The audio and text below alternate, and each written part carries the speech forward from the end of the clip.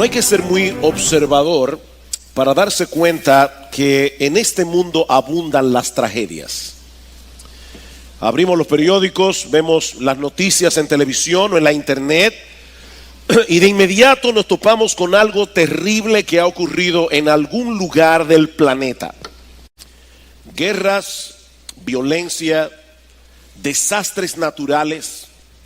Es como si todo se confabulara para que nunca olvidemos que vivimos en un mundo dañado por causa del pecado. Sin embargo, no todas las cosas trágicas que afectan a los seres humanos se convierten en noticia, porque muchas pasan desapercibidas y otras ni siquiera son consideradas como tragedias, como es el caso de lo que veremos en esta mañana acerca de la incredulidad. Mis hermanos, la incredulidad es una tragedia de enormes proporciones. Sin embargo, mucha gente considera la incredulidad como una clara manifestación de brillantez intelectual. De hecho, algunos ven la incredulidad como un elemento indispensable para el progreso humano. El cristianismo esclaviza al hombre, mientras que la incredulidad nos libera. La incredulidad nos permite afrontar la vida con una mente abierta y sin prejuicios. Pero lo cierto es que nunca ha habido ni habrá ninguna guerra, ninguna hambruna, ningún descalabre económico, ningún desastre natural que haya cobrado más víctimas ni haya causado tanta destrucción como la incredulidad.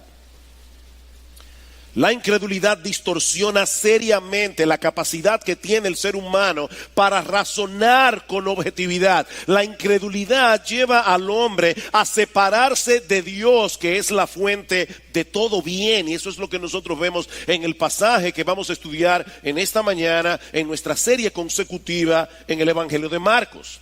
Marcos nos dice que el Señor se marchó de allí, es decir, de Capernaum, y llegó a su pueblo. Su pueblo era Nazaret, el lugar donde él se había criado. Nosotros vimos hace unas semanas atrás cómo el Señor en la ciudad de Capernaum había llevado a cabo 2 milagros extraordinarios. El Señor había sanado a una mujer que estaba padeciendo una larga enfermedad y luego sanó, resucitó más bien, a la hija de Jairo. En ese tiempo Nazaret era un poblado pequeño, no llegaba ni siquiera a las 500 personas, era un pequeño poblado de Galilea, ese tipo de lugar donde todo el mundo conoce a todo el mundo. Yo recuerdo cuando era niño y vivía en San Juan de la Maguana que todo el mundo era tío tuyo. Y todo el mundo se conocía, eran unas cuantas familias que nos conocíamos muy bien. Más o menos eso ocurría en Nazaret. Y como era siempre su costumbre, en el día de reposo el Señor se dirige a la sinagoga, que era el lugar donde los judíos adoraban a Dios en el sabbat, en el día de reposo, cuando no podían asistir al templo. Y al llegar allí, ya Jesús era reconocido como un maestro. Así que el líder de la sinagoga le da la oportunidad para enseñar la palabra.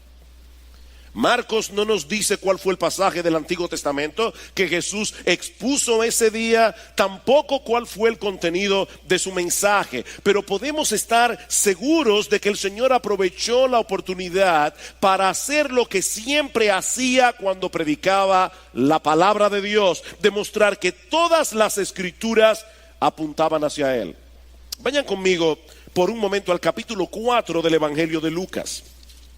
Allí se narra otro incidente similar que ocurrió precisamente en la sinagoga de Nazaret. De hecho, algunos opinan que Lucas capítulo 4 es el pasaje paralelo de Marcos capítulo 6. Personalmente, yo creo que estos dos incidentes ocurrieron en dos ocasiones distintas. Sin embargo, el pasaje de Lucas nos ayuda a entender mejor qué es lo que está sucediendo en el pasaje de Marcos. Lucas capítulo 4 versículo 16. Dice aquí que Jesús llegó a Nazaret, donde se había criado. Jesús nació en Belén, pero se crió en Nazaret, y según su costumbre entró en la sinagoga el día de reposo y se levantó a leer. Le dieron el libro del profeta Isaías. Y abriendo el libro, recuerden hermanos que no era un libro como este, era un rollo. Y Jesús de manera intencional comenzó a abrir el rollo hasta que llegó a Isaías 61. Y allí leyó: el Espíritu del Señor está sobre mí. Un pasaje netamente mesiánico. Me ha ungido para anunciar el evangelio a los pobres. Me ha enviado para proclamar libertad a los cautivos y la recuperación de la vista a los ciegos, para poner en libertad a los oprimidos, para proclamar el año favorable del Señor. Y ahora dice Lucas que cerrando el libro, el rollo, lo devolvió al asistente y se sentó. Y los ojos de todos en la sinagoga estaban fijos en él. Y comenzó a decirles: hoy se ha cumplido esta escritura delante de vosotros.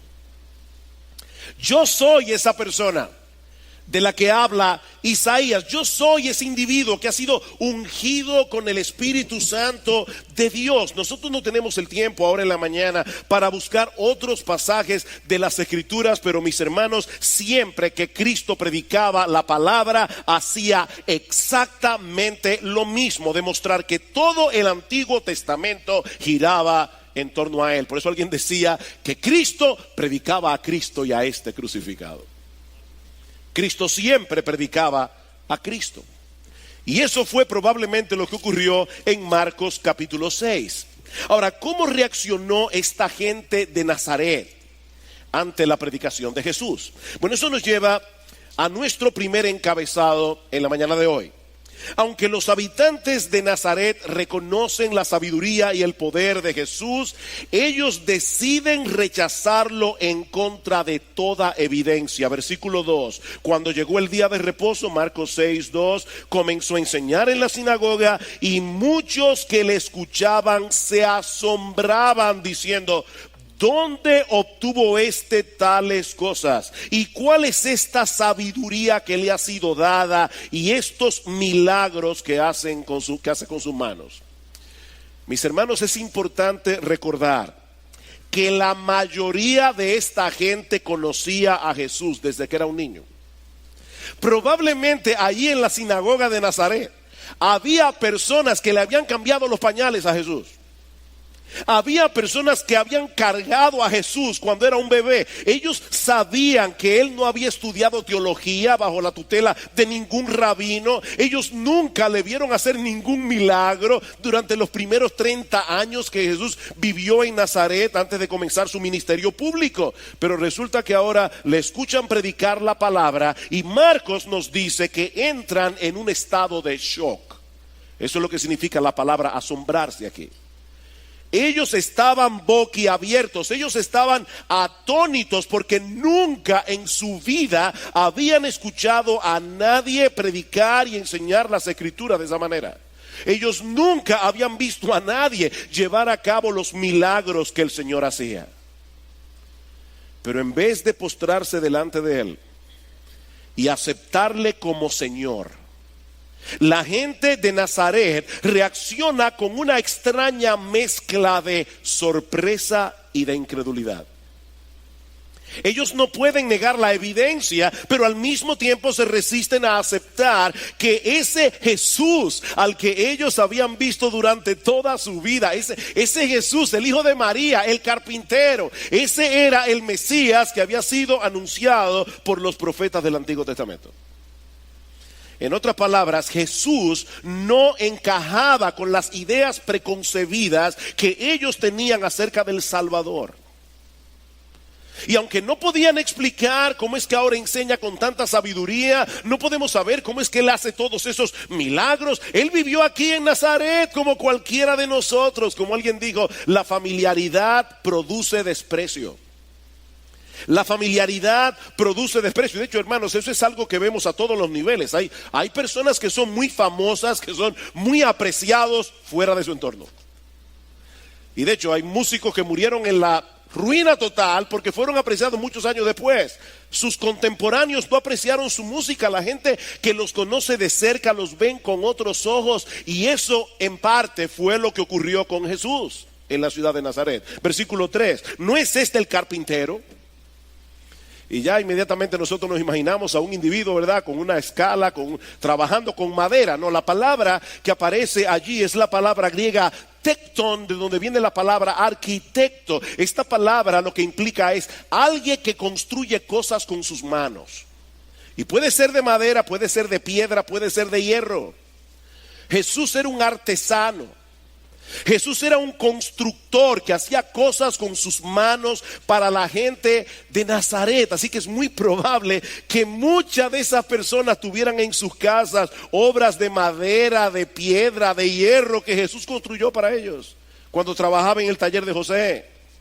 Ahora, por supuesto, lo que está detrás de ese comentario, ¿verdad?, no es la habilidad que Jesús tenía para hacer cosas. Lo que ellos querían resaltar era que en la perspectiva que ellos tenían de Jesús, Él era un hombre común y corriente. Él era un artesano ordinario de Nazaret. ¿Cómo es posible que un individuo tan ordinario ahora pretenda ser el Mesías del que hablaron los profetas? Pero el asunto no termina allí. Versículo 3 otra vez. ¿No es este el carpintero, el hijo de María? Hay un lector occidental del siglo XXI, este comentario puede parecerle inocente. Después de todo, Jesús en su naturaleza humana nació del vientre de María. Y por lo tanto, en ese sentido podía ser considerado como su hijo. Yo enfatizo, hermanos, la frase en su naturaleza humana. Porque Él es el Hijo eterno de Dios. Y por lo tanto, Él no comenzó su existencia cuando nació en la aldea de Belén en un pesebre. Ahora, lo que llama la atención de esta frase es que los judíos no solían identificar a las personas relacionándolas con su madre, sino con su padre. Simón, hijo de Jonás, ¿me ama? ¿Ustedes recuerdan esa pregunta del Señor en Juan capítulo 21, versículo 16? Simón, hijo de Jonás. Nosotros no sabemos cómo se llamaba la mamá de Simón Pedro, pero sabemos que su papá se llamaba Jonás. Esa era la forma como los judíos eran identificados en los tiempos bíblicos. Y es por eso que muchos buenos comentaristas consideran que esta expresión en Marcos capítulo 6 es un insulto velado. Es como si Jesús hubiera sido un hijo ilegítimo. María dice que ella salió embarazada milagrosamente. Pero lo único que nosotros sabemos es que José no era su padre natural. De hecho, hubo una ocasión en Juan capítulo 8, versículo 41, en que algunos judíos se sintieron ofendidos por algo que Jesús había dicho. Y ellos le dijeron abiertamente: nosotros no somos hijos de fornicación. Como, ¿verdad?, implicando, revisa tú tu linaje. Revisa tú tu origen y quién fue tu papá, porque nosotros no somos hijos de fornicación. Así que, hermanos, esta gente veía a Jesús como un hombre común y corriente, como un hombre ordinario, y posiblemente lo veían como un bastardo de la ciudad de Nazaret. Pero el versículo 3 añade un detalle adicional. Y es que los hermanos de Jesús también eran conocidos en la ciudad. Versículo 3. ¿No es este el carpintero, el hijo de María, hermano de Jacobo, José, Judas y Simón? ¿No están sus hermanas? O sea, que era más de una, ¿verdad? ¿No están sus hermanas con nosotros? Y se escandalizaban de él. De paso, hermanos, por más que la iglesia católica romana se empeñe en querer defender la perpetua virginidad de María, lo cierto es que el Nuevo Testamento enseña con toda claridad que Jesús tenía hermanos y hermanas. Y eso no es ningún comentario en contra de María. María era una pecadora salvada por la gracia de Dios, pero era una mujer piadosa, y no deja de ser piadosa por el hecho de haber tenido hijos, porque los tuvo con su esposo. Así que Jesús tenía hermanos, Jesús tenía hermanas. Jesús sabía lo que era querer ir al baño y estar la puerta cerrada. Él sabía lo que era querer ocupar una cama y hay alguien ahí durmiendo siesta. Él sabía lo que era eso. Por Juan capítulo 7, versículo 5, nosotros sabemos también que ninguno de sus hermanos creyó en él hasta después de su resurrección. De hecho, En Marcos capítulo 3, versículo 21, dice que en una ocasión sus hermanos fueron con María a buscar a Jesús en la casa donde él estaba predicando, porque ellos pensaban que él se había vuelto loco. Así que, hermanos, Jesús era demasiado conocido en Nazaret para que lo tomaran en serio. Demasiado conocido.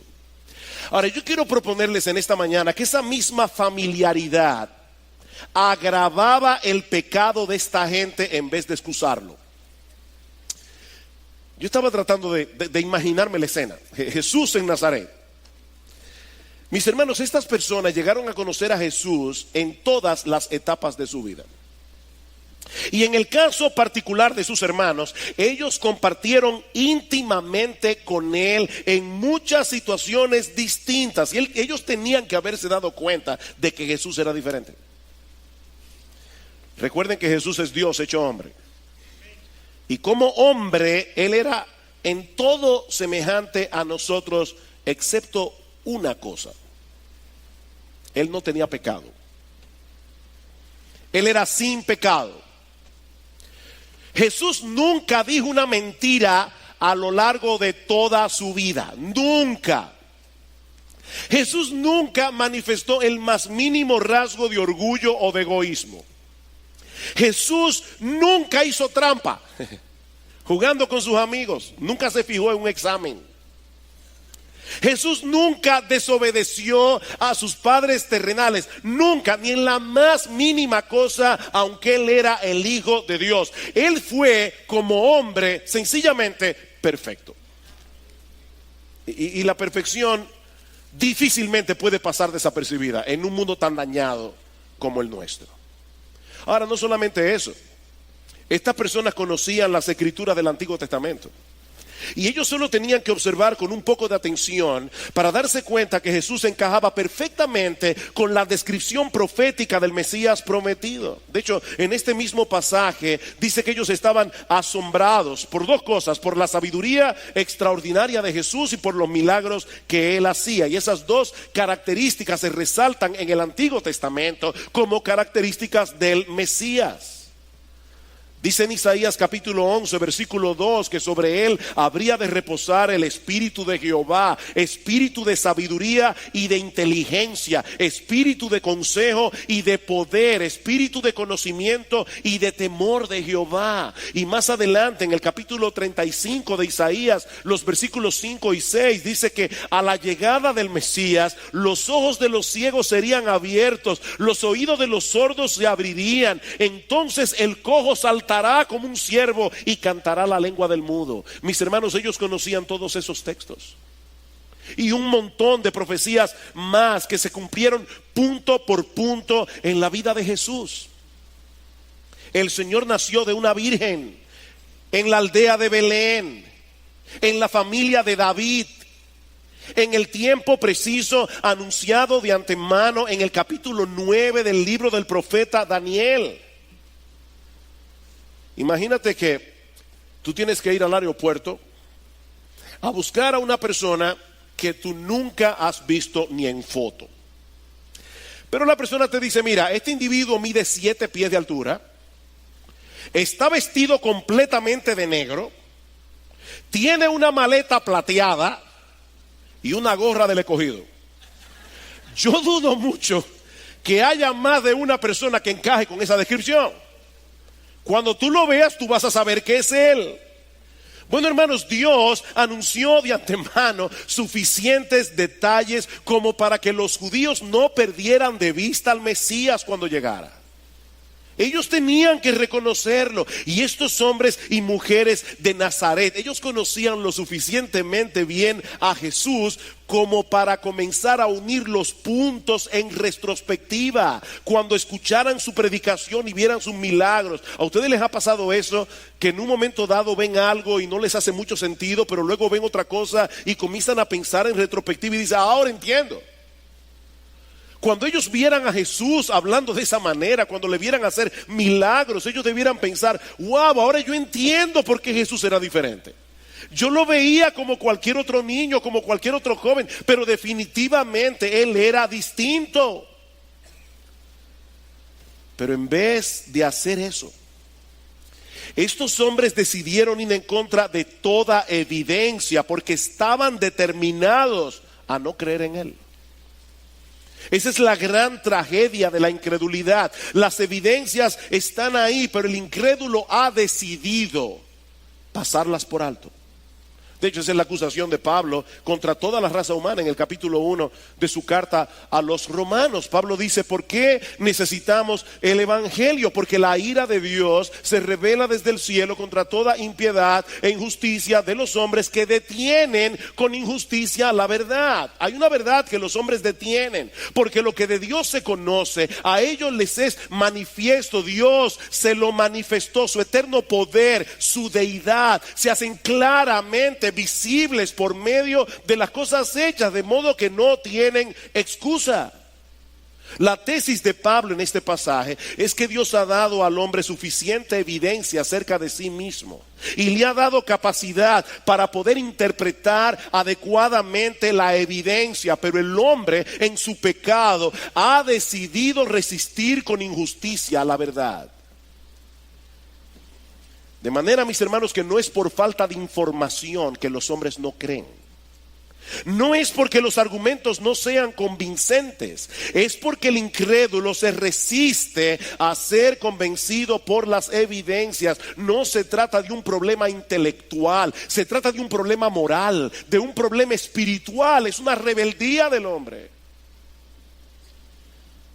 Estos hombres y mujeres en Nazaret se toparon frente a frente con el hombre más maravilloso, con el hombre más extraordinario de la historia. Ellos conocían las profecías del Antiguo Testamento que anunciaban su venida. Ellos se expusieron a la sorprendente sabiduría de Jesús. Ellos vieron el poder de sus milagros y aún así no creyeron.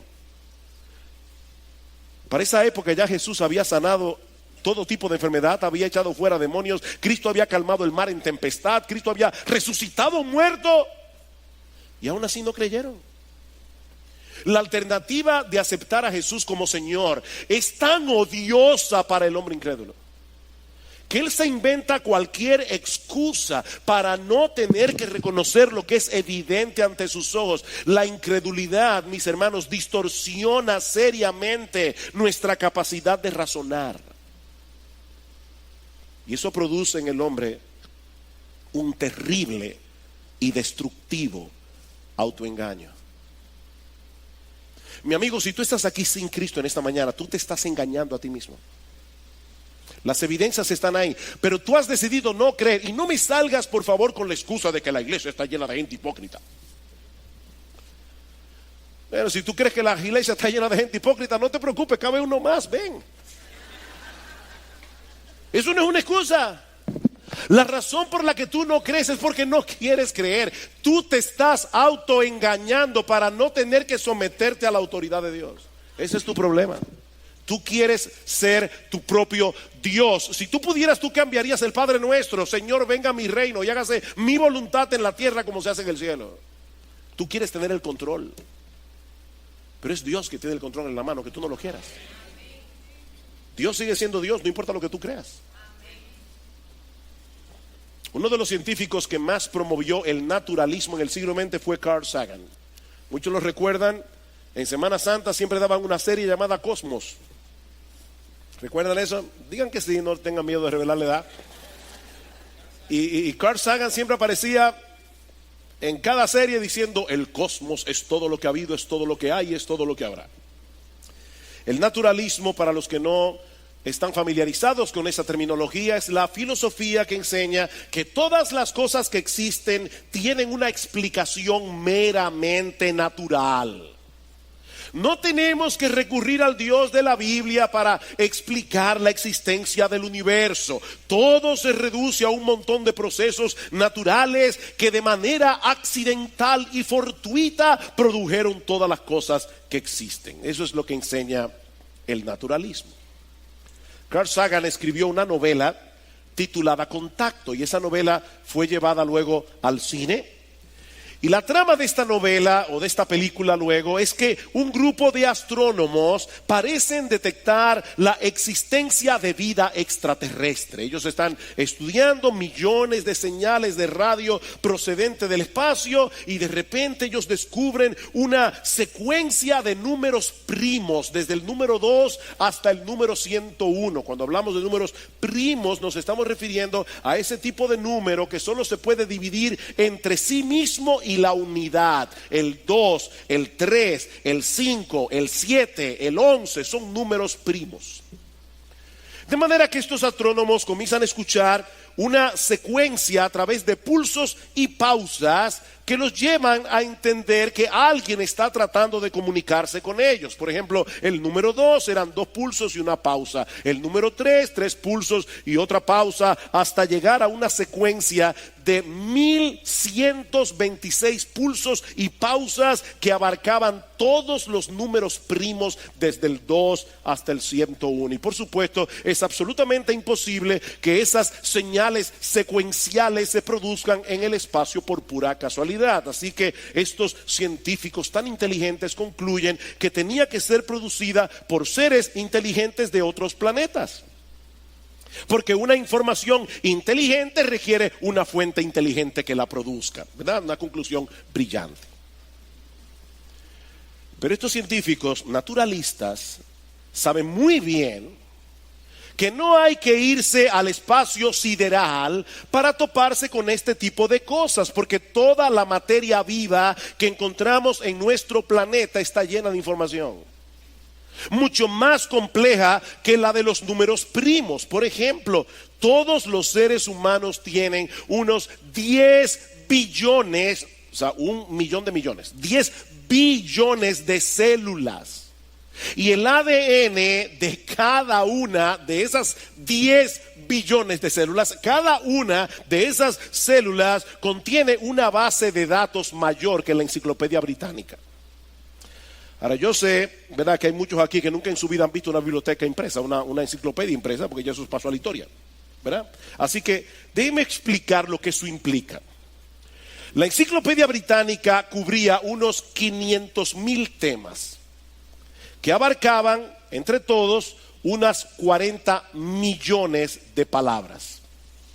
Y lo que yo estoy diciendo, hermanos, es que cada una de las 10 billones de células que hay en nuestro cuerpo contiene más información que la famosa enciclopedia. Por eso es que Bill Gates comparó el ADN con un programa informático, pero mucho más avanzado, dice él, que cualquier software que hayamos podido crear hasta ahora. La pregunta es, ¿cómo es que teniendo toda esa evidencia, tantos científicos descartan la idea de un Dios inteligente y personal que creó todas las cosas con un propósito?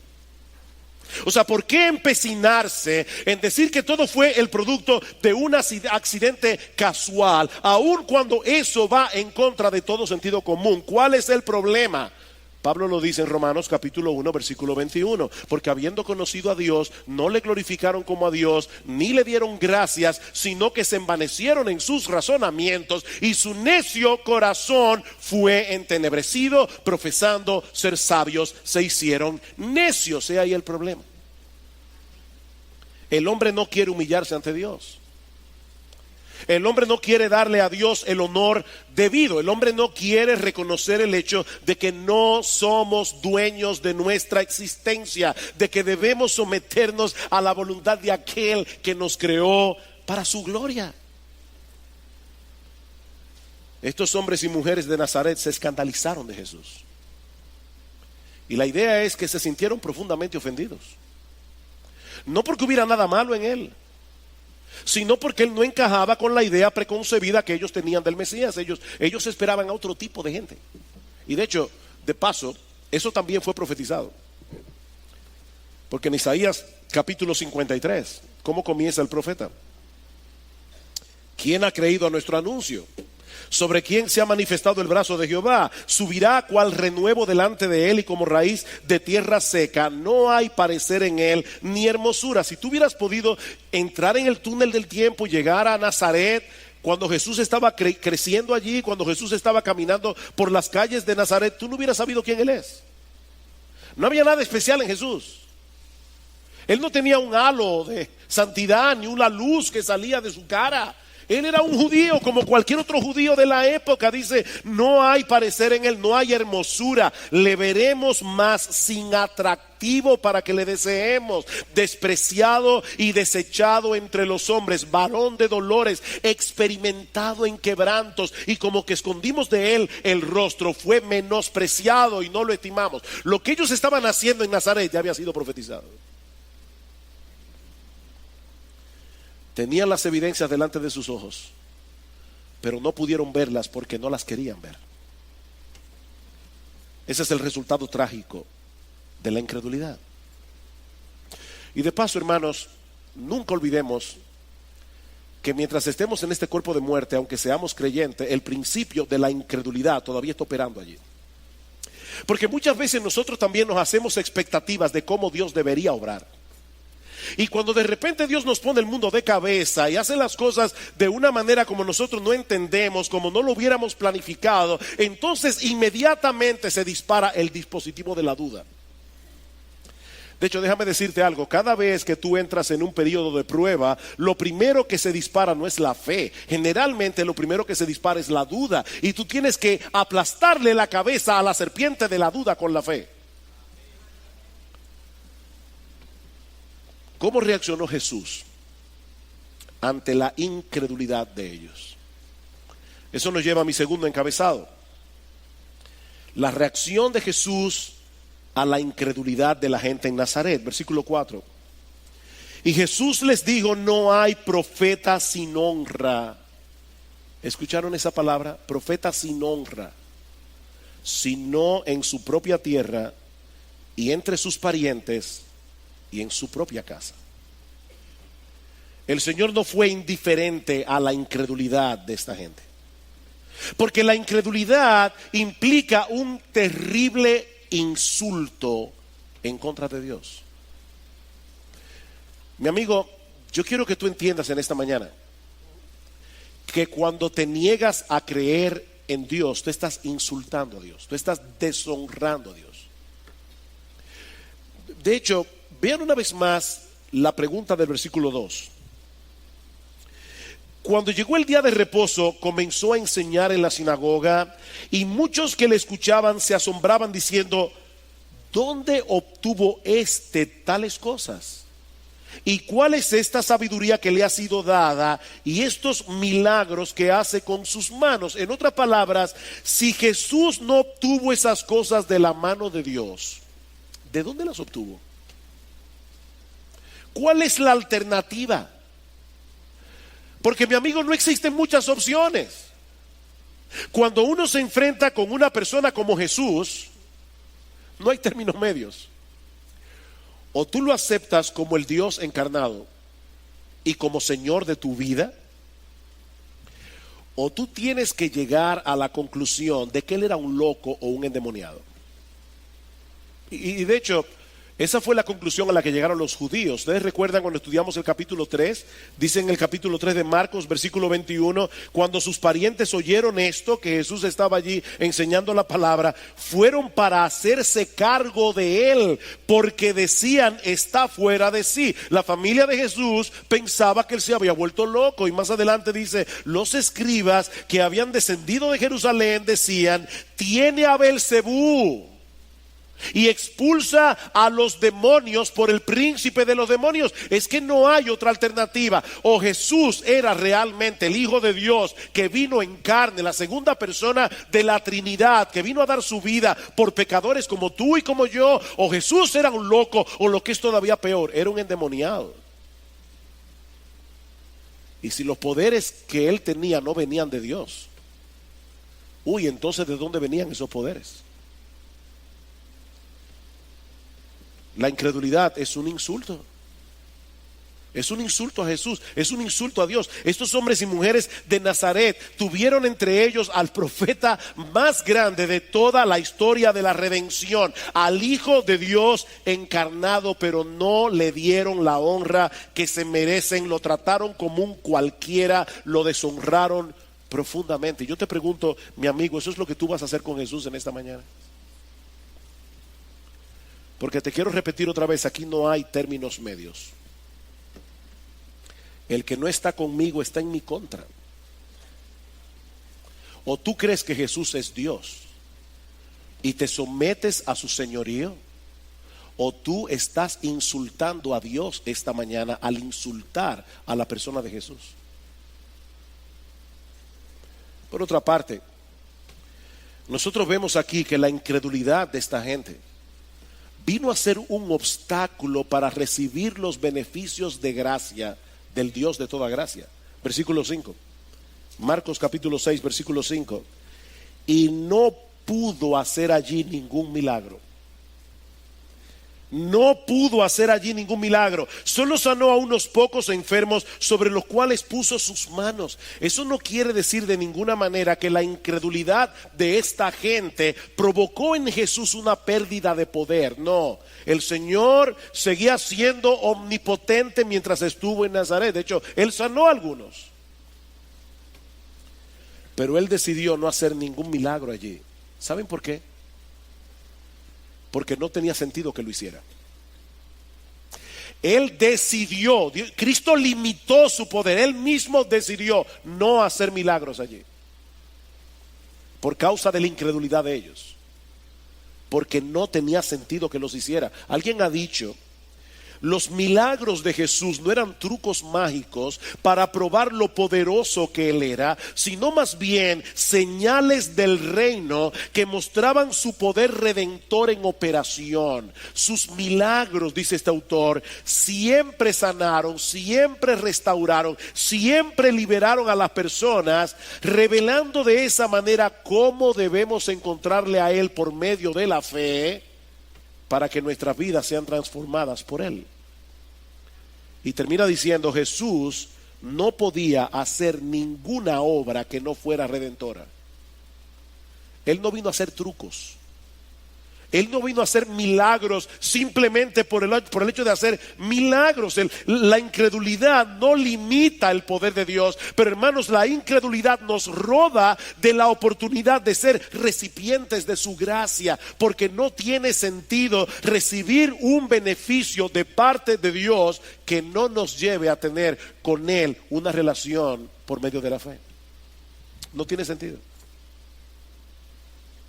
Hay mucha gente que van a las iglesias hoy buscando beneficios, buscando salud, que Dios les resuelva un problema económico, un problema familiar. Mi amigo, déjame decirte algo. No es lo mismo querer recibir un regalo que querer tener una relación de amor y de intimidad con el dador del regalo. No es lo mismo. El regalo más grande que Dios tiene para ofrecerte en esta mañana no es tu salud, no es dinero, no es resolverte tu problema económico, no es conseguirte un novio o una novia, no es arreglar tu matrimonio. El regalo más grande que Dios tiene para ofrecerte es Él mismo. Él es el regalo más grande. Así que si tú no lo quieres a Él, no tiene sentido que quieras obtener algo de Él. Por eso Jesús no pudo hacer ningún milagro, porque no tenía sentido que lo hiciera en la ciudad de Nazaret. Pero también vemos en este pasaje que la incredulidad de los hombres y de Nazaret causó una profunda tristeza en el corazón de Jesús. Y hermanos, esto es algo que debe golpear nuestro corazón. Ustedes recuerdan la predicación de Carlos Contreras hace unas semanas atrás, cuando él hablaba de lo duro que es para una mujer fiel que su esposo dude de su fidelidad, que su esposo la cele con otros hombres, y esta mujer le dice, wow, o sea, tú piensas que yo soy una cualquiera, que yo soy capaz de irme con otro hombre. Eso hiere una mujer.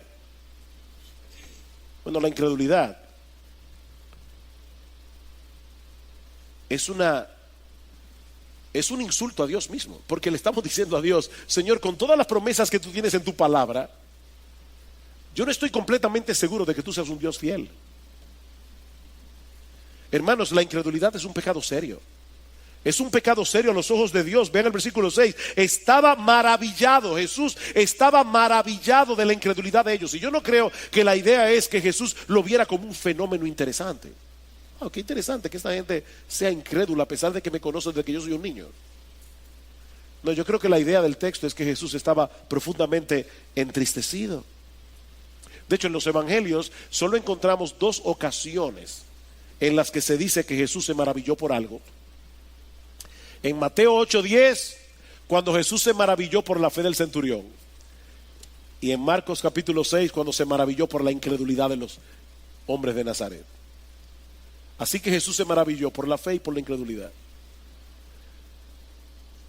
Para el Señor fue muy doloroso ver la incredulidad de esta gente, porque era una manifestación del grado de dureza que había en sus corazones. No olviden que el Señor estuvo rodeado de incredulidad durante todo su ministerio. Esto no era nada nuevo para él, pero en el caso específico de los habitantes de Nazaret, era peor que todo lo que él había visto anteriormente, precisamente por el conocimiento que ellos tenían de Jesús. Mis hermanos, ¿qué aprendemos de esta historia? Amigos que están aquí en esta mañana, ¿cuáles aplicaciones prácticas nosotros podemos extraer de un pasaje como este? Bueno, en primer lugar, que el asombro y la incredulidad muchas veces caminan de la mano. El asombro y la incredulidad muchas veces caminan de la mano. Mi amigo, no basta con sentir cierta admiración por la persona de Jesús. Hay mucha gente en el mundo. Yo recuerdo cuando yo era inconverso y mi mejor amigo de la adolescencia me predicó el evangelio y me preguntó una noche: ¿qué tú crees acerca de Jesús? Yo le dije: yo creo que Jesús fue un hombre muy adelantado para su época. Eso parece un elogio, ¿verdad? Para Jesús eso es un insulto. El asombro y la incredulidad muchas veces caminan juntos. Si tú no estás dispuesto a rendirte delante de Él como Señor de tu vida, mi amigo, no sirve de nada que consideres a Jesús como un gran maestro. No sirve de nada que le consideres como una persona extraordinaria. Con Jesús es todo o nada, así de sencillo. Es todo o nada. Pero por otra parte también aprendemos de este pasaje que todos los incrédulos son responsables de su incredulidad. ¿Oíste eso, mi amigo? Tú eres incrédulo porque tú quieres serlo. Tú eres incrédulo porque tú has decidido ser incrédulo. Tú eres incrédulo porque tú no quieres someterte a Dios. Tú eres incrédulo porque tú te rehusas a aceptar el señorío de Dios sobre tu vida. Tú eres incrédulo porque tú quieres ser tu propio Dios.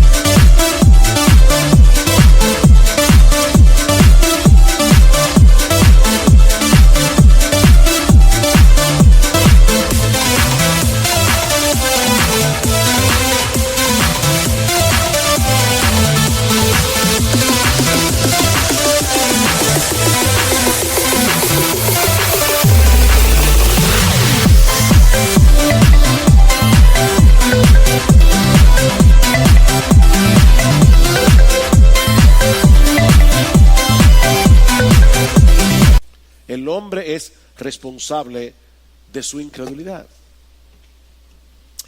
Ahora, increíblemente también aprendemos de este pasaje que debido a la condición espiritual del hombre es tan sorprendente que un hombre se rehúse a creer a que crea. Debido a la condición espiritual del hombre es sorprendente que una persona, un ser humano racional, racional, perdón, ante toda la evidencia de Dios, él se rehúse a creer. Eso es sorprendente.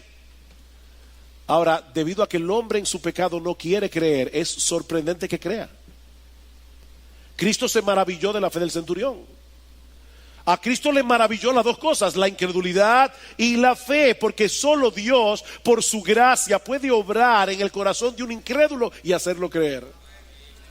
En otras palabras, tú eres responsable de tu incredulidad, pero si algún día, por la gracia de Dios, tú llegas a creer en Cristo, la gloria le corresponde únicamente a Dios, porque fue Dios el que tuvo que vencer la obstinación de tu corazón para que tú llegues a creer. La fe es un regalo de Dios. La fe no es tan sencillo como alguna gente piensa que es. De hecho, Pablo dice en Efesios capítulo 1, yo le oro a Dios para que ustedes puedan ver la súper eminente grandeza de su poder que operó para con vosotros los que creen. Para que tú puedas creer, Dios tiene que resucitarte espiritualmente. Tú eres responsable de tu incredulidad, pero Dios es responsable de tu salvación, porque la salvación es de Jehová. ¿Recuerdan a aquel hombre cuando se acercó al Señor a pedirle que sanara a su hijo y Cristo le dice, si crees, todo es posible? Y este hombre rápidamente dijo, Señor, yo creo, y parece que después lo pensó mejor. Bueno, ayuda a mi incredulidad.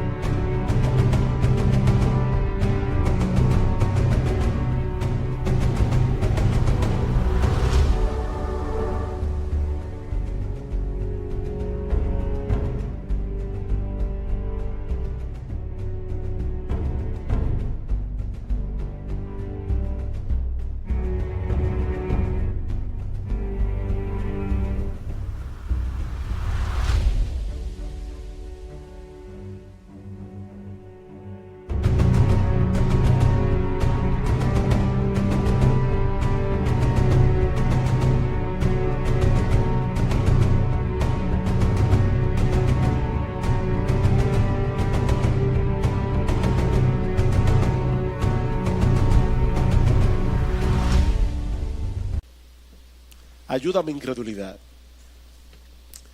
Tú puedes pedirle eso a Dios en esta mañana. Tú puedes allí donde estás decir, Señor, yo reconozco delante de ti, yo soy un incrédulo, yo tengo un corazón endurecido, yo tengo un corazón de piedra, pero yo te pido por favor que tengas misericordia de mí. Yo te pido que transforme mi incredulidad en fe. Por otro lado, también aprendemos de este pasaje que nosotros también, los creyentes, recibiremos el impacto de la incredulidad al predicar el evangelio en el mundo. ¿Con quién andaba Jesús aquí? Andaba con sus discípulos, dice en el versículo 1. Y Cristo quería que ellos vivieran esa experiencia, porque más adelante, en el texto que veremos la semana que viene, dice en el versículo 11, Cristo está dándole órdenes a sus discípulos para enviarlos a predicar, y les dice, en cualquier lugar que no os reciban ni os escuchen, al salir de allí, sacudid el polvo de la planta de vuestros pies en testimonio contra ellos. Cristo les está diciendo, ustedes vieron lo que me hicieron en Nazaret, a ustedes les van a hacer exactamente lo mismo. Yo sé que hay muchos de ustedes aquí que oran por sus familiares inconversos y sufren el hecho de tener hermanos, hermanas que no creen en el Señor, padres, madres que no creen en el Señor, esposos, esposas que no creen en el Señor. Mi hermano, Jesús te entiende, porque Él vivió exactamente la misma experiencia, y nosotros vamos a experimentar al predicar el evangelio en el mundo lo mismo que Él experimentó. Ahora, lo último que aprendemos de este pasaje, y esto es glorioso, hermanos, es que la incredulidad puede ser vencida por el poder de Dios. Dice en el versículo 2, versículo 3, ¿no es este el carpintero, el hijo de María y el hermano de Jacobo? ¿Quién es este Jacobo? Este Jacobo no es otro que Santiago, el que escribió la epístola de Santiago. Y dice, ¿no están aquí Jacobo, José, Judas? ¿Quién es este Judas? El que escribió la carta de Judas. Y Simón. Estos hombres que durante el tiempo del ministerio terrenal de Jesús no creían en Él, por el poder de Dios fueron traídos a la fe después de la resurrección. De hecho, vayan conmigo a Hechos capítulo 1. El libro de los Hechos capítulo 1.